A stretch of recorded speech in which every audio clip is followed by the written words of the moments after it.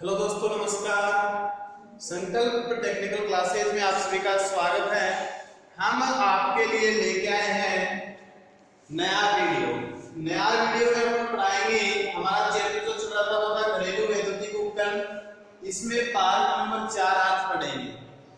इससे पहले वाले टॉपिक में आपने पढ़ा था हेयर ड्रायर। लास्ट टॉपिक हमारा था हेयर ड्रायर। हेयर ड्रायर के बाद में आज हमारा नया टॉपिक शुरू होता है दोस्तों, विद्युत इंक्यूबेटर। तो विद्युत इंक्यूबेटर है, इसके बारे में नॉर्मली यही पूछा जाता है कि इसका प्रयोग कहां पे किया जाता है। तो जैसे दोस्तों मुर्गी पालन लोग जो करते हैं, मुर्गी पालन यानी कि मुर्गी पालन का कार्य करने वाली जो बड़ी बड़ी कंपनियां होती हैं, उन कंपनियों के अंदर जो अंडे होते हैं, इन अंडों को टेम्परेचर देने के लिए किसका प्रयोग किया जाता है? विद्युत इंक्यूबेटर का प्रयोग किया जाता है। इसको नॉर्मली टेम्परेचर के ऊपर रखकर क्या निकालते हैं? इससे बच्चे निकालते हैं। ठीक है, तो अंडों को टेम्परेचर युक्त बनाने के लिए किसका प्रयोग किया जाता है दोस्तों? विद्युत इंक्यूबेटर का प्रयोग किया जाता है। बड़ी बड़ी कंपनियों के अंदर इस मशीन का प्रयोग किया जाता है। कई कंपनियां जो होती हैं उसमें विद्युत इंक्यूबेटर जो होता है वो एक तो होता है हीटिंग एलिमेंट के द्वारा, और इससे गर्म हवाएं निकलती है। ठीक है, दूसरा आता है पानी को गर्म करके, और पानी के गर्म करने से जो उसमें ऊष्मा निकलती है उससे टेम्परेचर को अप किया जाता है, टेम्परेचर को बढ़ाया जाता है। ठीक है, तो ये होता है हमारे पास दोस्तों विद्युत इंक्यूबेटर। तो नई हेडिंग डालो आज आप विद्युत इंक्यूबेटर, और इसमें लिखो आप मुर्गी पालन उद्योग में, लिखो इसमें मुर्गी पालन उद्योग में मुर्गियों के अंडों को कृत्रिम रूप से ऊष्मा प्रदान कर उनसे बच्चे निकालने वाला वैद्युतिक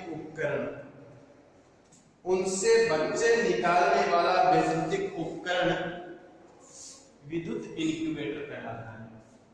तो दोस्तों विद्युत इंक्यूबेटर है, इसका जहां मुर्गी पालन होता है वहीं पर प्रयोग किया जाता है। जैसे इसको देखो, कई बार अपन बोलते हैं कि मुर्गी है, इस अंडे को क्या कर रही है? सेर रही है, बोलते हैं नॉर्मली भाषा में। तो सेना का मतलब क्या है? तो उसको जितना टेम्परेचर इसको आवश्यकता होती है वो टेम्परेचर इसको देते हैं। लेकिन आप यहाँ पे तो इसके ऊपर मुर्गी नहीं बिठा रहे हैं, इसको डायरेक्टली इस मशीन के अंदर डाल देते हैं, और ये जितना टेम्परेचर मुर्गी इस अंडे को देती थी वो टेम्परेचर हम किसके द्वारा दे रहे हैं? इसको मशीन के द्वारा दे रहे हैं। ठीक है, ताकि इससे बच्चे बाहर निकल सके। ठीक है, इसलिए इसका प्रयोग किया जाता है विद्युत इंक्यूबेटर का। ठीक है, विद्युत इंक्यूबेटर। ठीक है, इसके बाद हम जो नया टॉपिक पढ़ेंगे उसका प्रचलन इस समय बहुत चला हुआ है, रेफ्रिजरेटर।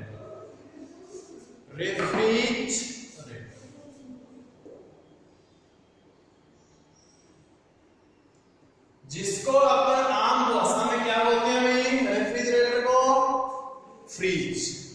ठीक है, फ्रिज जिसको बोलते हैं। फ्रिज का उपयोग किसके लिए किया जाता है? कोई भी पेय पदार्थ अपने पास, पेय पदार्थों को ठंडा करने, पेय पदार्थों एवं खाद्य सामग्री को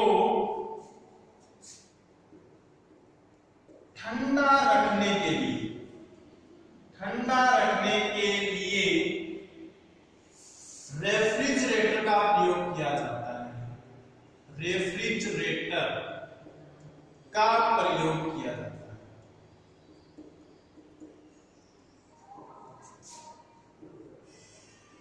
रेफ्रिजरेटर का प्रयोग किया जाता है। अब होते हैं दोस्तों रेफ्रिजरेटर की जो संरचना होती है, इसमें इसके जो मुख्य भाग होते हैं उनके बारे में थोड़ा जान लेते हैं। तो इसकी संरचना के बारे में संरचना में नंबर 1 पॉइंट जो इसमें डालते हैं वो होता है कंप्रेसर।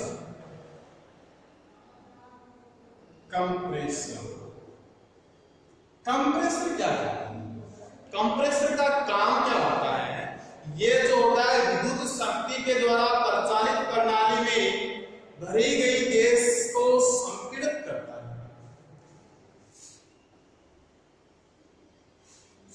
कंप्रेसर एक इसका भाग होता है। 2 नंबर भाग जो होता है वो होता है कंडेंसर।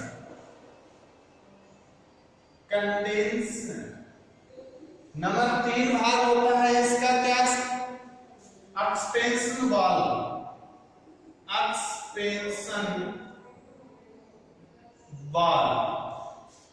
कंप्रेसर होता है, कंडेंसर होता है, एक्सपेंशन वाल्व होता है, एपैरेटर होता है, डिफ्रीजिंग चेंबर होता है,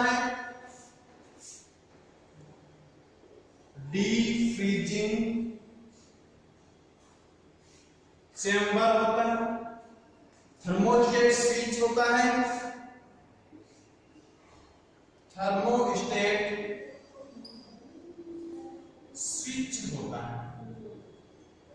थर्मोस्टेट ये इसके मुख्य भाग होते हैं। ठीक है, इसकी संरचना में अपन देखते हैं तब।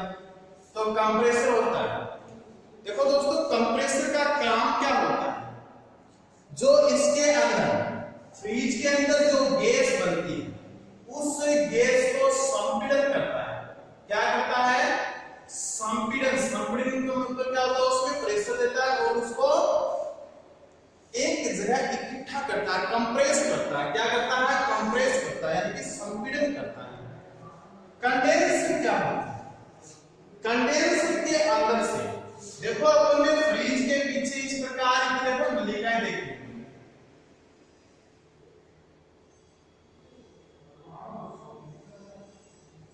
ये जो नलिका होती है जिसमें से ये ठंडी वाष्प निकलती है, आवाज आती है, जिसको हम ठंडा करके ठंडी जो हमारे पास संपीड़न गैस होती है इसको यहां से गुजारा जाता है। ठीक है, तो ये जो नलिकाएं दोस्तों होती हैं, इन नलिकाओं को बोलते हैं अपन कंडेंसर। पंखे वाला कंडेंसर नहीं समझना आपको, ये अलग वाला कंडेंसर है दोस्तों। इसका जो प्रयोग करते हैं हम फ्रिज में नलिकाओं के रूप में करते हैं, जहां से संपीड़न गैस को घुमाया जाता है। ठीक है, ये होता है कंडेंसर, एक्सपेंशन वाल्व। इसी कंडेंसर के ऊपर क्या लगाया जाता है? एक्सपेंशन वाल्व लगाया जाता है। डीफ्रीजिंग चेंबर, देखो फ्रिज के ऊपर वाला भाग जिसमें अपन बर्फ जमाते हैं वो भाग कहलाता है अपना डीफ्रीजिंग चेंबर या डीफ्रीजिंग चेंबर बॉक्स भी जिसको बोल सकते हैं। थर्मोस्टेट स्विच क्या होता है दोस्तों? ये निश्चित टेम्परेचर पर हमारा जो कमरे का टेम्परेचर होता है उसको निश्चित टेम्परेचर में बनाए रखने का काम करता है। ठीक है, थर्मोस्टेट स्विच। अगर हमारा ज्यादा माइनस में चल जाता है तो भी ये स्विच क्या हो जाता है? इसका ऑफ है। ठीक है, इसलिए हम थर्मोस्टेट स्विच का प्रयोग करते हैं। अब रेफ्रिजरेटर के अंदर जो गैस यूज होती है वो गैस कौन सी होती है? लेकिन से ही क्वेश्चन पूछा जाता है। फ्रीऑन गैस कौन सी गैस होती है दोस्तों? Freon gas. अगर फ्रीऑन नहीं आएगा तो क्या आएगा? CH3, chlorofluorocarbon. और क्लोरोफ्लोरोकार्बन जो होती है वही क्या होती है? फ्रीऑन गैस होती है। ठीक है, रेफ्रिजरेटर जो होता है इसके अंदर एक मोटर प्रयोग की जाती है। वो मोटर कौन सी होती है दोस्तों? सीरीज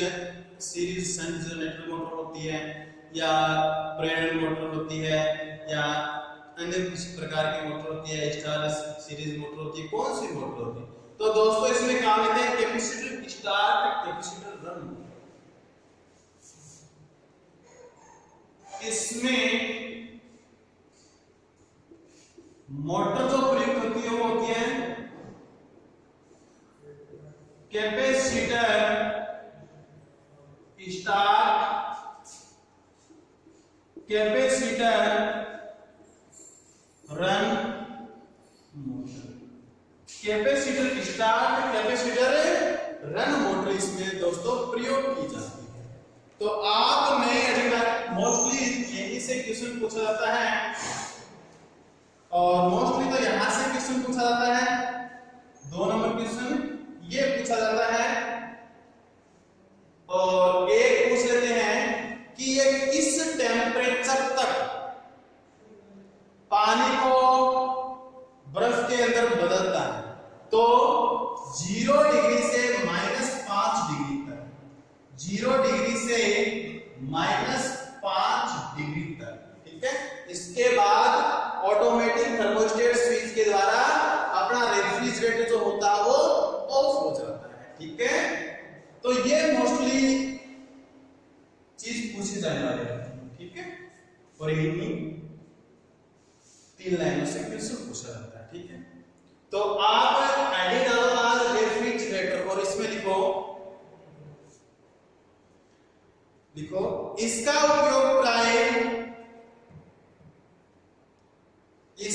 प्रयोग प्राय पेय पदार्थ एवं खाद्य सामग्री को ठंडा रखने के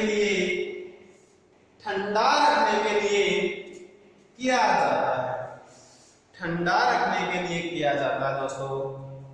इसमें लिखो मुख्य भाग में लिखो कंप्रेसर। इसकी कार्य प्रणाली मैंने आपको बता दी भी, इसी प्रकार से काम करता है कि कंप्रेसर क्या होता है, संपीड़न का काम करता है, किसी भी उष्मा को, गैस को। कंडेंसर क्या होता है, नली कहाँ जो होती है, कंडेंसर होती है। एक्सप्रेशन वाल्व क्या होता है, जो इसके ऊपर लगा होता है। डिफ्रीजिंग चेंबर जिसमें अपन बर्फ जमाते हैं। Thermostat automatic switch on off करने वाला होता है, ठीक है। देखो मुख्य भाग compressor, condenser, expansion valve, defreezing chamber, thermostat switch इत्यादि। नेक्स्ट देखो नोट डाल के देखो, इसमें फ्रियोन गैस प्रयोग की जाती है। इसमें फ्रियोन गैस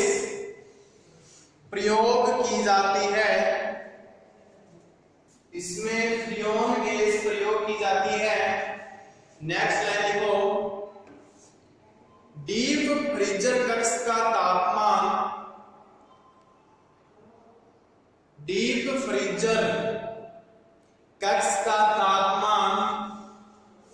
-5 डिग्री से 0 डिग्री तक होता है। -5 डिग्री से 0 डिग्री तक होता है। नेक्स्ट लाइन लिखो आप, रेफ्रिजरेटर में capacitor start, capacitor run motor का प्रयोग किया जाता है।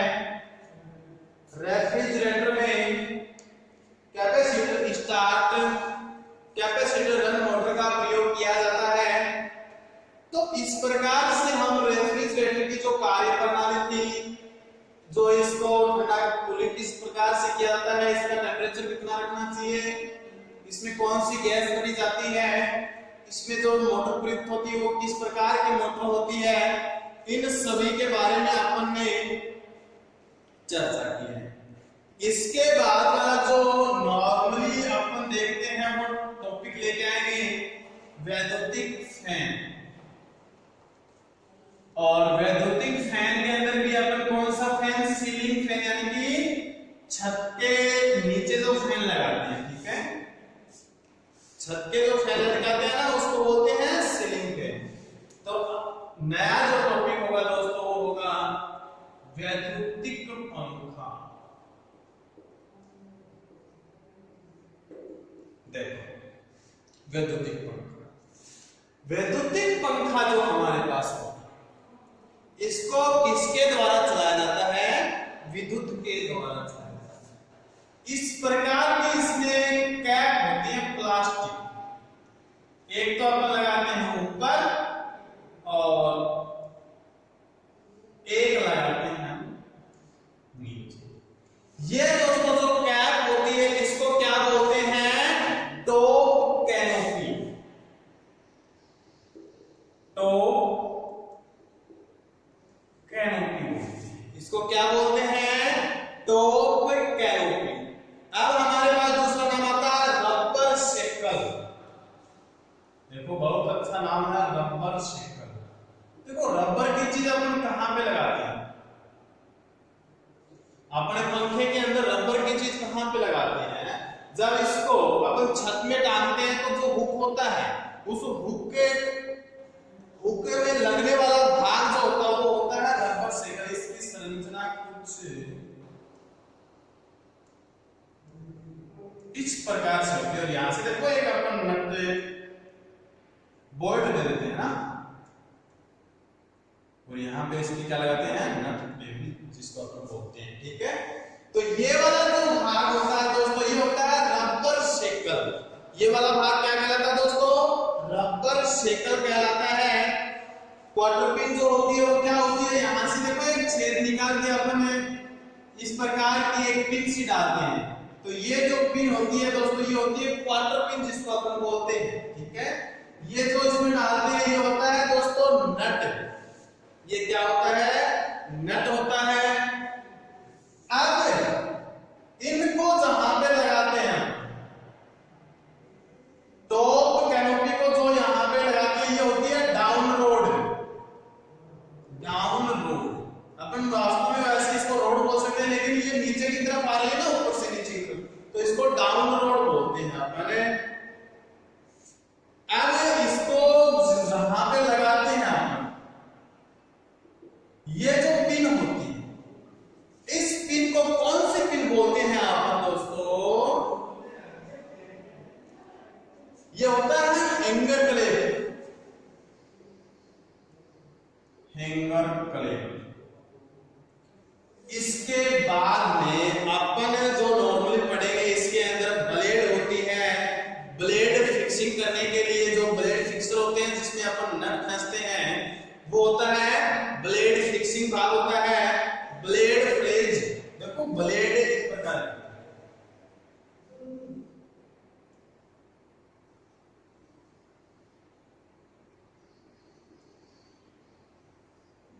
ये भाग ब्लेड फ्लेज, ब्लेड फ्लेज भाग होता है। ये जो भाग होता है ये होता है ब्लेड फिक्सिंग। ब्लेड फिक्सिंग ये भाग कौन सा होता है, ब्लेड फिक्सिंग होता है। ये वाला भाग ब्लेड फ्लेज कहलाता है और ये संपूर्ण भाग क्या कहलाता है दोस्तों, ब्लेड कहलाता है। ब्लेड, ठीक है। ब्लेड फिक्सिंग होती है, ब्लेड फ्लेज होती है और ब्लेड ये संपूर्ण भाग कहलाता है। इसी प्रकार से इसमें कैपेसिटर होता है, सिंडल्स लगे होते हैं, देखो जिसमें अपन वो पॉइंट से निकालते हैं 6 पॉइंट, ये भाग होता है इसका सिंडल, ठीक है। ये होते हैं इसके जो मुख्य भाग। इसके अलावा इसके यांत्रिक भागों के बारे में भी अपन अगर चर्चा करते हैं और इसके जो वैद्युतिक भाग होते हैं उसके बारे में अलग से अपन चर्चा करेंगे, ठीक है। तो नॉर्मली जो वैद्युतिक पंखों के अंदर काम में लेने वाली चीजें हैं उनके बारे में मैंने आपको बता दिया है। अब जो पढ़ेंगे उसके बारे में देखो।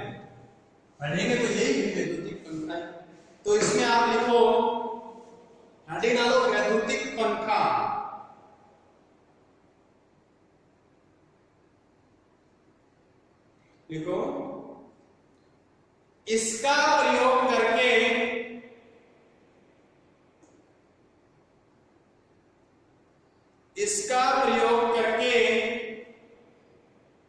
कमरे में हवा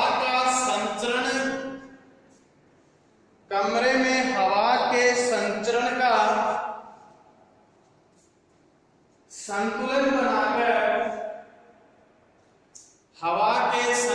का संतुलन बनाकर कमरे को ठंडा रखा जाता है। अब इसके लिखो वैद्युतिक भार, जिसमें से विद्युत धारा को गुजारा जाता है। वैद्युतिक भार, जो थोड़ी देर पहले मैंने आपको जितने भी भाग बताए हैं उसमें से किसी में से भी विद्युत धारा का प्रवाह नहीं करवाया जाता है। इसमें विद्युत धारा का जो प्रवाह होता है वो नंबर 1 होता है स्टेटर। स्टेटर भाग कौन सा होता है? हमारे पास दोस्तों होता है एक स्टेटर और दूसरा रोटर। स्टेटर हमेशा स्थिर रहता है, रोटर क्या होता है? घूमता है। स्टेटर क्या रहता है? स्थिर भाग रहता है। रोटर क्या होता है? घूमता है। सीलिंग फैन के अंदर एक ऐसी संरचना आपने देखी होगी,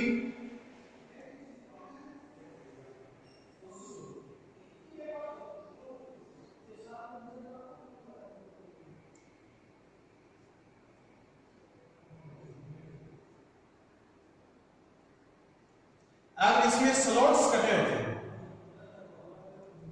इसमें क्या की जाती है दोस्तों? वाइंडिंग की जाती है। ठीक है, तो ये वाला जो भाग होता है, ये होता है दोस्तों स्टेटर भाग। एक ऐसा कड़ानुमा जो होता है, ये जो कड़ा होता है, ये होता है दोस्तों क्या? रोटर। और घूमने का काम कौन सा करता है? रोटर। ये हमेशा स्थिर रहता है। ये वाला भाग जिसके अपन वाइंडिंग करते हैं, इसमें डायरेक्ट विद्युत को प्रेस करें, जो डाउन लोड होती है उसको इसमें लगा दिया जाता है। ठीक है, तो इसमें यही पूछ लेते हैं कि स्टेटर भाग कौन सा होता है, रोटर भाग कौन सा होता है, इसमें स्थिर भाग कौन सा होता है, घूमने वाला भाग कौन सा होता है। अब हम जो परफेक्ट रूप से डायरेक्ट जिसको हम सप्लाई देते हैं वो भाग होता है स्टेटर। डायरेक्ट सप्लाई इसमें जाती है सप्लाई, लेकिन इनडायरेक्ट रूप से इसमें चुंबकीय क्षेत्र बनता है। चुंबकीय क्षेत्र की सहायता से ये घूर्णन करता है। ठीक है, तो वैद्युतिक भाग में पहला नंबर जो है अपने पढ़ लिया कि स्टेटर भाग में वाइंडिंग की जाती है और यह भाग स्थिर रहता है। ठीक है, नंबर 2 पे आता है रोटर। रोटर क्या होता है? रोटर जो होता है वो होता है जिसपे वाइंडिंग नहीं की जाती है। यह है पंखे का घूमने वाला भाग होता है। यह पंखे का घूमने वाला भाग होता है। ये जो इसका रोटर होता है, ये किसके समान होता है? सिक्वरल केज इंडक्शन मोटर। अभी आपको मोटरें नहीं पढ़ाई गई है, इसलिए आप नहीं समझ पाएंगे कि सिक्वरल केज इंडक्शन मोटर कौन सी होती है। लेकिन आप एक बार ध्यान में रख लेना कि सीलिंग फैन जो था उसका रोटर और जो इंडक्शन मोटर हमारे पास होती है, यानी कि सिक्वरल केज इंडक्शन या सिक्वरल केज मोटर। ठीक है, उस प्रकार के मोटर का जो रोटर होता है और ये रोटर होते हैं, ये दोनों इक्वल होते हैं। ठीक है, इसके बाद में हम करते हैं संधारित्र। संधारित्र तो नाम आपने सभी ने सुन लिया होगा। संधारित्र जिसको बोलते हैं कैपेसिटर, अपन नॉर्मली भाषा में इसको कंडेंसर भी बोलते हैं। और ये बार-बार कैसे नहीं समझना है फ्रिज वाला। ठीक है, और नॉर्मली अपन जाके क्या बोलते हैं दुकान में सेल, है ना, पंखा और सेल। तो वास्तव में इसको जो नाम हो है वो क्यों है? संधारित्र हो है। क्यों है? संधारित्र। लेकिन इसको अपन नॉर्मली बोल देते हैं कैपेसिटर, कंडेंसर और सेल। अब वैद्युतिक भागों के अंदर संधारित्र के बाद में जो आता है वो है हमारे पास रेगुलेटर।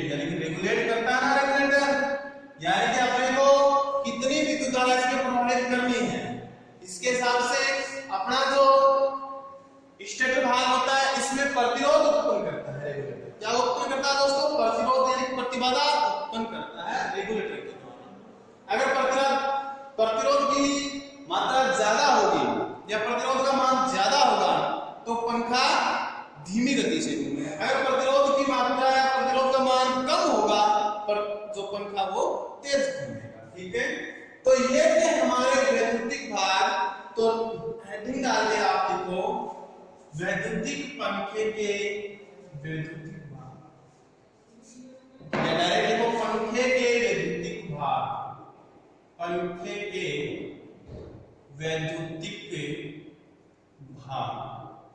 नंबर 1 लिखो स्टेटर, इसमें लिखो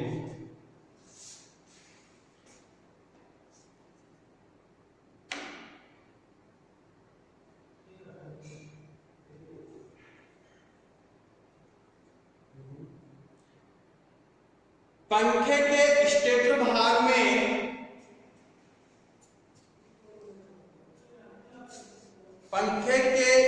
स्टेटर भाग में वाइंडिंग स्थापित की जाती है, वाइंडिंग स्थापित की जाती है। देखो इसमें 2 प्रकार की वाइंडिंग स्थापित की जाती है।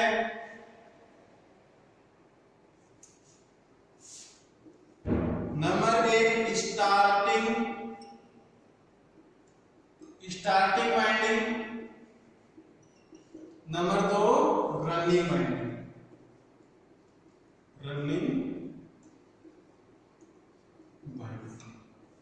एक होती है अपने पास स्टार्टिंग वाइंडिंग, दूसरी होती है दोस्तों रनिंग वाइंडिंग, ठीक है। अब नंबर 2 पॉइंट था वो लिखो अपने पास रोटर। रोटर में लिखो यह पंखे का घूमने वाला भाग होता है, यह पंखे का घूमने वाला भाग होता है।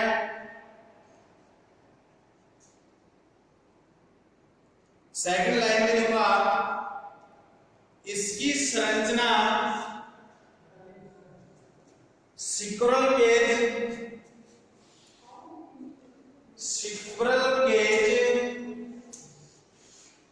मोटर के रोटर के समान होती है, मोटर के रोटर के समान होती है। इसके बाद में हमारे पास आता है संधारित्र। संधारित्र का काम तो नहीं बताया मैंने आपको, अब बता देते हैं। तो संधारित्र क्यों लगाया जाता है? एक तो इसमें विद्युत धारा का क्या होता है, स्टोरेज। क्या होता है दोस्तों, स्टोरेज।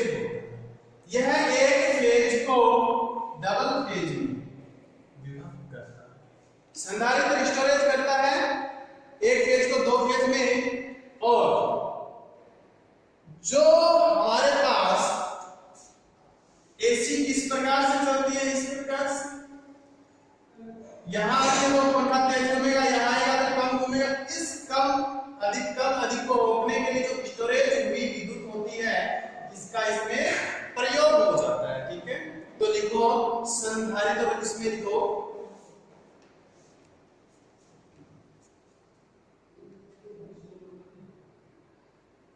देखो संधारित्र को स्टार्टिंग वाइंडिंग के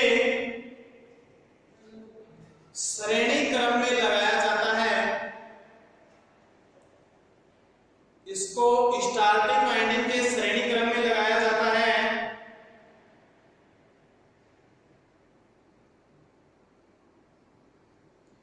लिखो इसका प्रयोग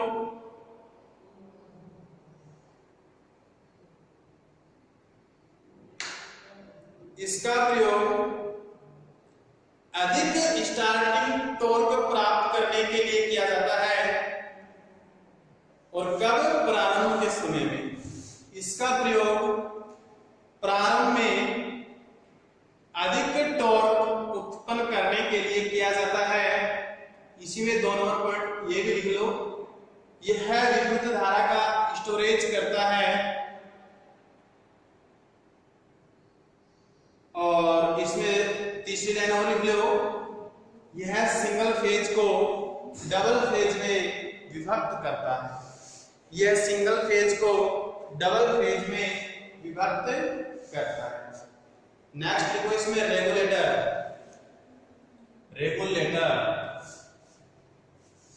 4 नंबर पॉइंट लिखो आप रेगुलेटर। और रेगुलेटर तो आप सभी को पता है, इसमें शक्ति को क्रमबद्ध किया जाता है ना, तो लिखो इसमें रेगुलेटर के द्वारा विद्युत पंखे की गति को नियंत्रित किया जाता है। रेगुलेटर के द्वारा विद्युत पंखे की गति को नियंत्रित किया जाता है। यांत्रिक भाग के बारे में आपने थोड़ी देर पहले ही पढ़ा था भाई, एक बार वापस बता देता हूं। जो भी इसके यांत्रिक भागों के नाम जरूर लिख देना भाई। तो एक छोटी सी हेडिंग डालो आप, यांत्रिक भाग।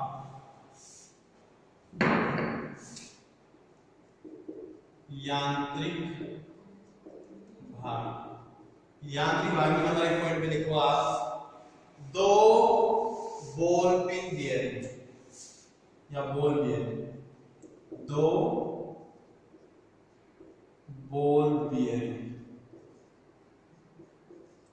जो बेयरिंग आपका काम है ना, वह है बॉल पिन बियरिंग। एक तो ऊपर वाले कवर में, दूसरे नीचे वाले कवर में, हेड और डाउन।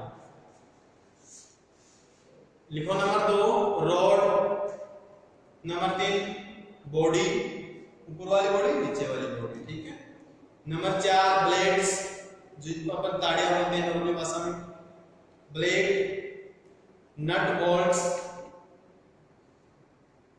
नेक्स्ट लिखो 2 कप कवर्स। कप देखिए ना आपने, एक कप की एक दूसरी टाप होगी, ठीक है।